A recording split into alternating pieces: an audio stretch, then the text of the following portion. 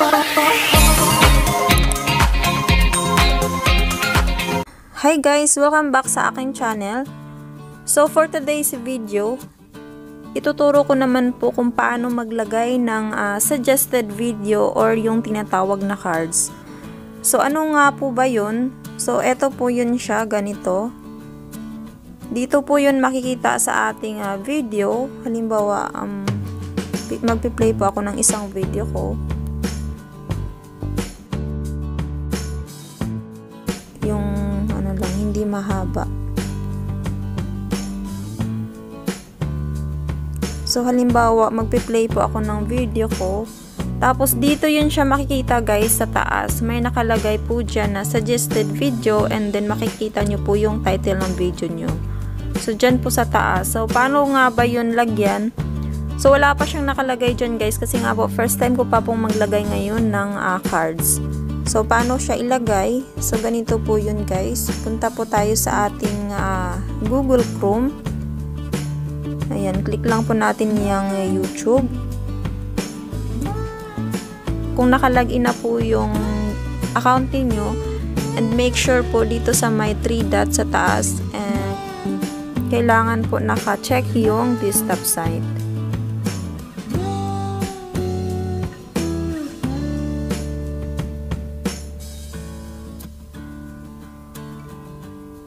So ayan, and then i-click po natin yung profile picture. Tapos your channel. And then customize channel.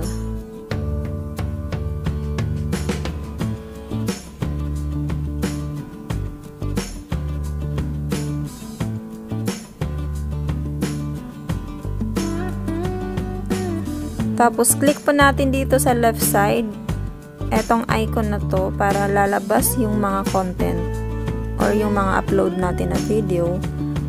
Tapos, kukunin na po natin yung video na gusto nating lagyan ng cards. So, halimbawa, etong ayan siya. Zoom out lang po natin. Ayan siya. Halimbawa, lagyan ko po yan. How to fill out tax form in Google AdSense. So, i-click lang po natin yan.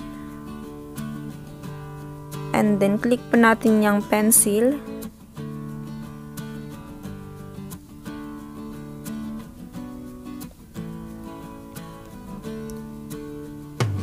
So, dito sa may right side guys, kung nakikita nyo yung cards, so, click po natin yan.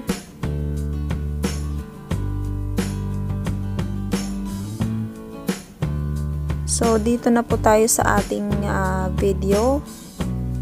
And now, etong mataas guys, kailangan nyo po itong hilain kung saan nyo gustong ilagay yung suggested video nyo.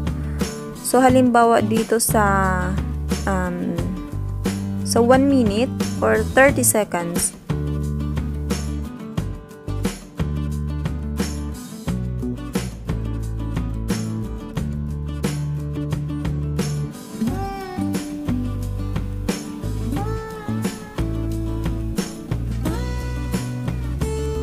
Ayan, dyan sa or 34 seconds. Halimbawa, dyan lalabas yung suggested video na ilalagay natin.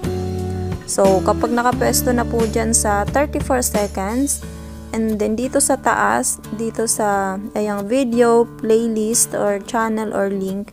So, click po natin yung video.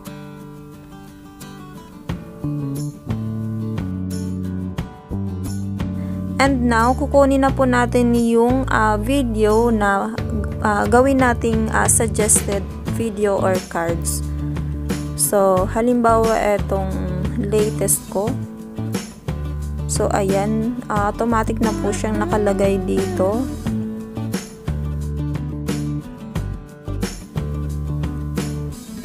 Ayan. Ayan siya yung title. How to put your social media account. So, ayan po yung gusto kong ilagay na suggested video or cards. So, dito sa custom message,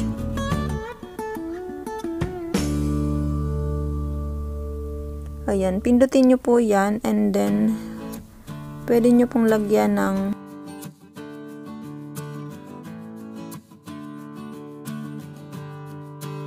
please watch this after.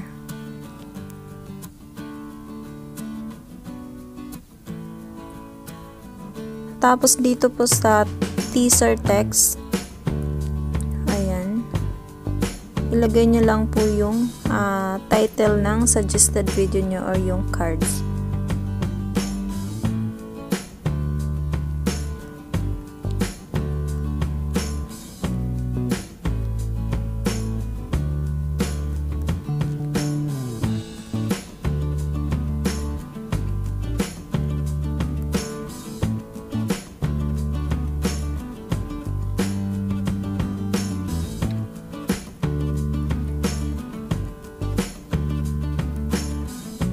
So, may nakalagay siya guys na kailangan 30 letters lang lahat ang pwedeng ilagay.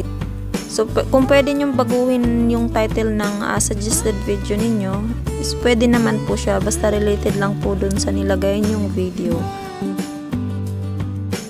So, ayan, how to put social media. So, pwede na po yan.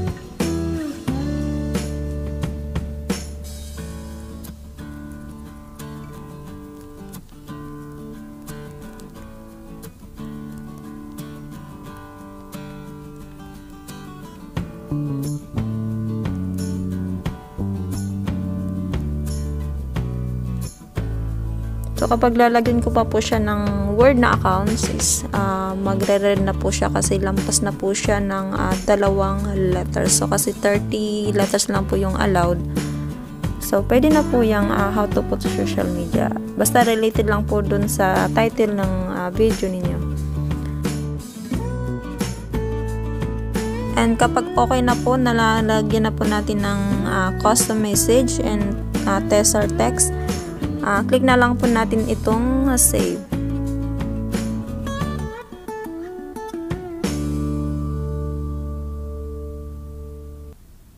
So, ngayon punta po tayo sa ating YouTube and titingnan po natin kung meron na po siyang nakalagay na suggested video.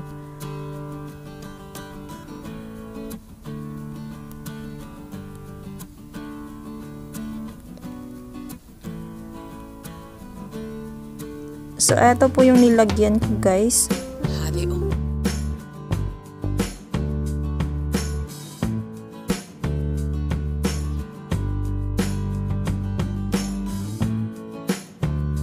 So, i-wait natin siya ng 34 seconds or 35 seconds ata yun. Kasi dun po yung lalabas ang suggested video. So, wait po natin ng 35 seconds.